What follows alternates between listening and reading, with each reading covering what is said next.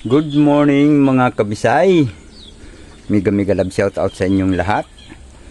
Isang pinagpalang araw na medyo maganda ang ating panimula ngayong umagang ito. Ang oras natin ay alas 8:30 guys, pero ayan, at kung makikita nyo, medyo may hangin, ang sarap ng hangin, no? 'Di ba? So, for today's videos mga kabisay, update ko lang kayo dito sa kapaligiran ng bahay ni JP Alivio Vlog. At nandito ako sa bandang likod kung saan naandito ang tangke. Ayan, oh. Ay, wala pala, hindi pala tangke, ang paglalagyan ng tangke. Sorry, masyadong advance. At dito sa bandang likod sa lote ni Ma'am Ethel, ayan, at sa awa ng Diyos ay pinaggigiba ko yung aking ginawang kubo-kubo dahil yun nga, medyo hindi maganda ang resulta dahil ganun din naman yung aking ginawang net mga kabisay. Kung makikita nyo, sira-sira dahil laging sinisira ng aso ni Isla Bonita TV, sinisira ni Gila. Kaya ayan, pinakawalan ko na lang. Mayroon ako ditong mga alaga na pato, hindi ko alam kung nasaan, pero mayroon isa ditong naglilimlim andun sa gilid na yon. Yan ay binigay ni Liway, pinabili niya ng pato at naandyan naglilimlim, at yung iba naandito sa labas, ewan ko kung nasaan. Naggagala. At ayan, may lumabas na isa, oh. Ay, yan pala kay Sam. Meron pa dyan, dalawa yan eh. Ayan, oh, ayan yung isa. Yan ang kay JP Alivio, yung lalaki na aking inaalagaan. At dito naman, marami akong inaalagaan mga manok, pero yun nga, tatapos lang nilang kumain. At medyo nalungkot ako nung nakaraang buwan dahil halos maubos-ubos yung aking mga manok sa ng panahon.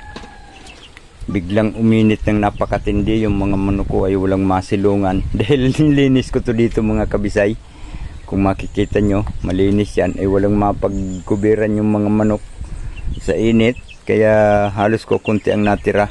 Yung mga 60 pieces kung sisiw ang natira, siguro ay wala pang 20 dahil na matay nang namatay. At merong natirang pangilan-ilan, ayun na andito, aking ikinulong dahil yun nga, para makarecover sila. Pero sa awa ng Diyos ay okay na rin naman at nakaka-recover na yung iba at medyo masigla na. Ayan, meron dyan, bali 3 tong naan dito. Ayan, at dito mayroong isa. Ayan, aking kinulong sila para masaulian. At mayroon namang ibang hindi ko maikulong pero nasaulian na. Ayan, oh, kung makikita nyo, gagala-gala na. At siguro bukas ay abala na ang inyong taybisay dahil mayroon tayong bagong pagkakaabalahan at mamaya ipakikita ko sa inyo. Let's go. At dito mga kabisay, ayan, dito ako mag-aabala bukas dahil mag-uumpisa ng gawin ito at kasama ang inyong taybisay sa paggawa dito. Sa awa ng Diyos ay magkakaroon tayo ng maganda-gandang income at siguro pakikita ko na lang sa inyo bukas mga kabisay. At siyempre gagawa tayo dito dahil andyan lang, malapit lang, andito lang ang bahay ni JP. Ayan, oh, ating ipwisto ng maigi ang ating camera para makita nyo ang ating pagtatrabahuhan dahil bukas itong mga damong ito mga kabisay, ayan, lilinisin ko yan bukas dahil mag-uumpisa na kami mag-layout dyan. At dito sa may bandang itaas lilinisin ko rin ito dahil dito siguro itatambak ang buhangin. Pag nagpa-deliver ng buhangin, dito ilalagay sa bandang ito guys. Ayan, dyan. Sa may portion na yan. At ito, dito kami gagawa. At siguro, kung matutuloy ang kanilang pinag-usapan, dito ang swimming pool sa may malapit nito. At so yun guys, at nag-collapse ang ating cellphone. At pasensya na kayo, medyo hindi natuloy yung aking dinidiscuss kanina. At yun nga, tulad ng sinabi ko, dito ang pwesto ng swimming pool kung sakaling matuloy ang kanilang mga pinag-usapan. At dito ang bahay. At bukas starting na.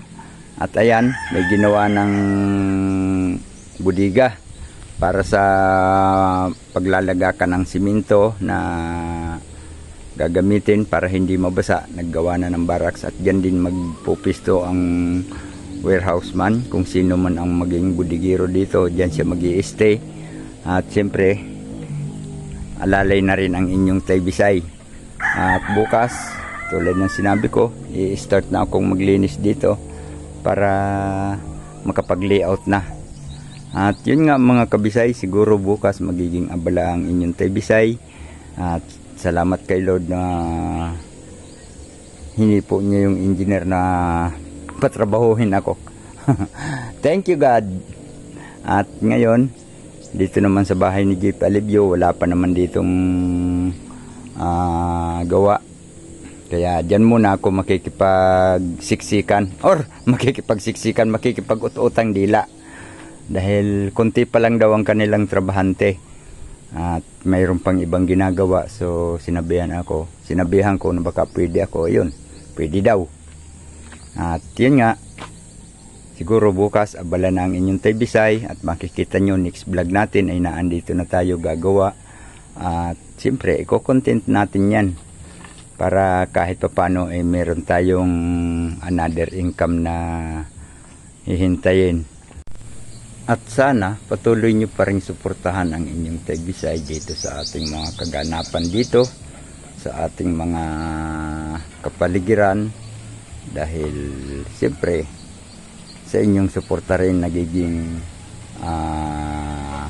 inspired sa pag-vlog ang inyong Taybisay. So maraming salamat sa inyong lahat, sa inyong mga nanonood. At tulad ng sinasabi ko, saan man kayo naroon sa sulok ng ating mundo, sana palagi kayong gabayan ng ating Panginoon para sa anumang mga kaganapan sa buhay. At tulad ng sinasabi ko na sana patuloy nyo pa rin suportahan ng inyong Taybisay. So hanggang dito na lang mga kabisay, at sana andyan pa rin kayo hanggang matapos ang video ito. Alright mga kabisay, pasensya na kayo at medyo nagko-collapse ang cellphone natin. So maraming salamat sa inyong lahat. God bless us. Babus.